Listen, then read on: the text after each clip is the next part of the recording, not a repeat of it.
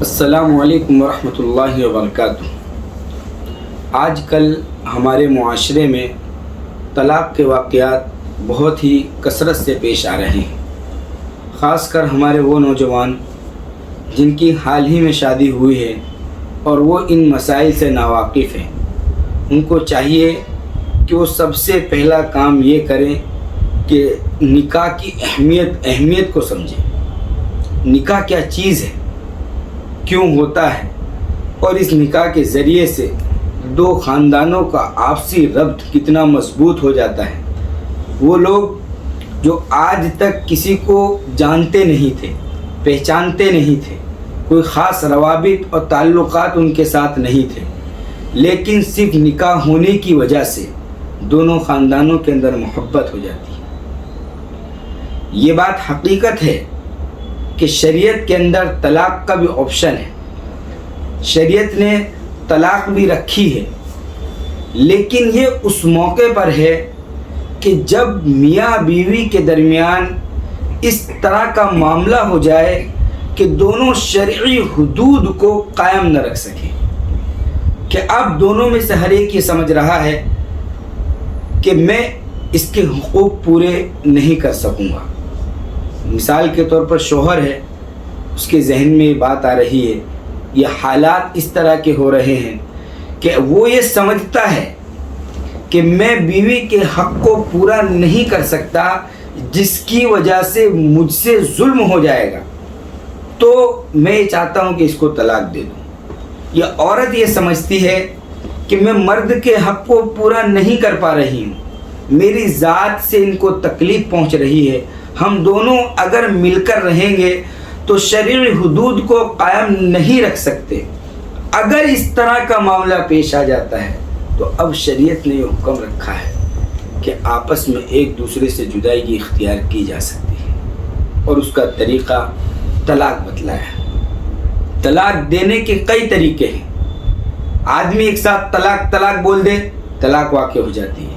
انت طالق کہہ دے، طلاق واقع ہو جاتی ہے۔ تجھے طلاق ہے، طلاق واقع ہو جاتی ہے۔ بہت جس طریقے سے بھی آدمی چاہے، بلکہ طلاق ایک ایسا معاملہ ہے کہ اگر میاں بیوی دونوں ہی موجود ہیں، تیسرا کوئی نہیں ہے، اور شوہر طلاق دے دیتا ہے تو بھی طلاق واقع ہو جاتی ہے۔ نکاح کے لیے گواہ کی ضرورت ہے، لیکن طلاق کے لیے گواہ کی ضرورت نہیں ہے۔ ہنسی مذاق میں بولا تو بھی طلاق واقع ہو جائے گی، غصے میں بولا تو بھی طلاق واقع ہو جائے گی۔ یہ معلوم نہیں ہے کہ میں یہ بول رہا ہوں اس سے طلاق ہوگی، تب بھی بولا تو بھی طلاق واقع ہو جائے گی۔ کسی بھی طریقے سے اگر طلاق بولا اور منسوب اور اس کی نسبت بیوی کی طرف کی گئی، طلاق واقع ہو جائے گی۔ لیکن شریعت نے کچھ اصول بتائے ہیں، اگر ہم ان اصول پر عمل کرتے ہیں تو ہمیں شرمندگی نہیں ہوگی، ہمیں پچھتاوا نہیں ہوگا۔ اسی لیے فقہاء کرام نے لکھا ہے کہ طلاق کی 3 قسمیں۔ پہلی قسم طلاق احسن، دوسری قسم طلاق حسن، اور تیسری قسم طلاق بدعی۔ اگر کبھی اس طرح کا موقع آ جاتا ہے کہ دونوں کے خاندان آپس میں بیٹھ کر مشورہ کر رہے ہیں، آپس میں مل بیٹھ کر بہت میٹنگیں ہو چکی ہیں، نبھاؤ کی کوئی صورت اور شکل سمجھ میں نہیں آ رہی ہے، تو اب ہم طلاق کی طرف آتے ہیں۔ تو طلاق کا پہلا طریقہ، جس کو احسن طریقہ کہا گیا ہے، طلاق احسن، سب سے اچھی طلاق۔ طلاق احسن کا مطلب یہ ہے کہ آدمی پاکی کی حالت میں، کہ جب بیوی حیض کی حالت میں نہ ہو، پاکی کی حالت میں نہ ہو، اور اس حالت کے اندر شوہر نے اس سے ہم بستری بھی نہ کی ہو، پاکی کی حالت ہو، طہر کی حالت ہو، اس پاکی کی حالت میں شوہر اپنی بیوی کو صرف اور صرف ایک طلاق دے دے اور اس کے بعد خاموش ہو جائے، صرف ایک طلاق۔ اب ایک طلاق دینے کے بعد اس عورت کی عدت پوری ہو جائے، عدت پوری ہوتے ہی یہ عورت آدمی کے نکاح سے نکل جائے گی۔ شریعت نے یہ کہا کہ یہ طلاق احسن ہے، سب سے بہترین طلاق ہے۔ دوسری طلاق حسن۔ طلاق حسن کا مطلب یہ ہے کہ آدمی اپنی بیوی کو پاکی کی حالت میں ایک طلاق دے، پھر دوسری پاکی کی حالت میں دوسری طلاق دے، پھر تیسری پاکی کی حالت میں تیسری طلاق دے، یعنی ایک ایک پاکی کی حالت میں ایک ایک طلاق دیتا چلا جائے۔ شریعت اس کو کہتی ہے کہ یہ حسن طریقہ ہے، یہ ٹھیک ہے۔ اور تیسرا جو ہے طلاق بدعی ہے، جس کے نام سے ہی معلوم ہو رہا ہے کہ شریعت بھی اس کو پسند نہیں کر رہی ہے کہ آدمی ایک ساتھ اپنی بیوی کو 3 طلاق دے دے، حیض کی حالت میں 3 طلاق دے دے، پاکی کی حالت میں ایک ساتھ 3 طلاق دے دے، ایک ساتھ 3 طلاق دے دے، تجھے 3 طلاق یہ کہہ دے یا تجھے طلاق یہ کہہ دے، آدمی ایک ساتھ 3 طلاق دے دے، اس کو طلاق بدعی کہتے ہیں۔ گرچہ یہ طلاق بھی واقع ہو جاتی ہے لیکن شریعت اس طلاق کو پسند نہیں کرتی۔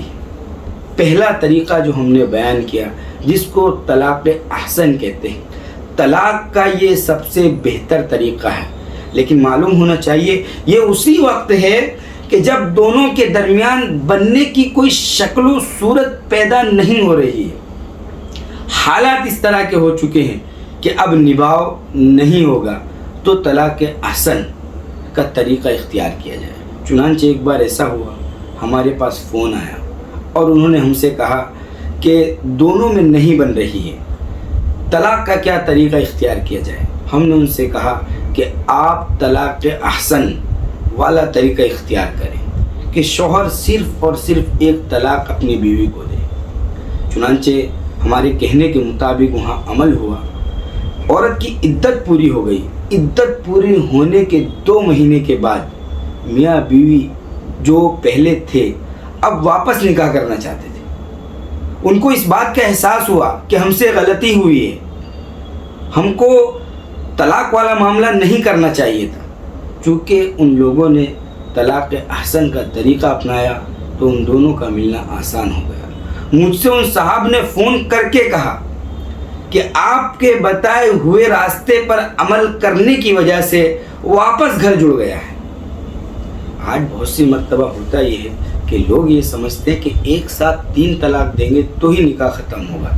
ایسا نہیں ہے، اگر ہم ایک طلاق دے دیتے ہیں اور عدت پوری ہو جاتی ہے تو بھی نکاح ختم ہو جاتا ہے۔ اس لیے جہاں تک ہو سکے ہم طلاق کی نوبت ہی نہ آنے دیں، لیکن اگر اس طرح کا معاملہ بن جاتا ہے تو طلاق احسن یعنی پاکی کی حالت میں ایک مرتبہ طلاق دے اور اس کے بعد عدت پوری ہونے دے، عدت پوری ہوتے ہی نکاح ختم ہو جائے گا۔ اس طریقے پر ہم کو معاملہ کرنا چاہیے۔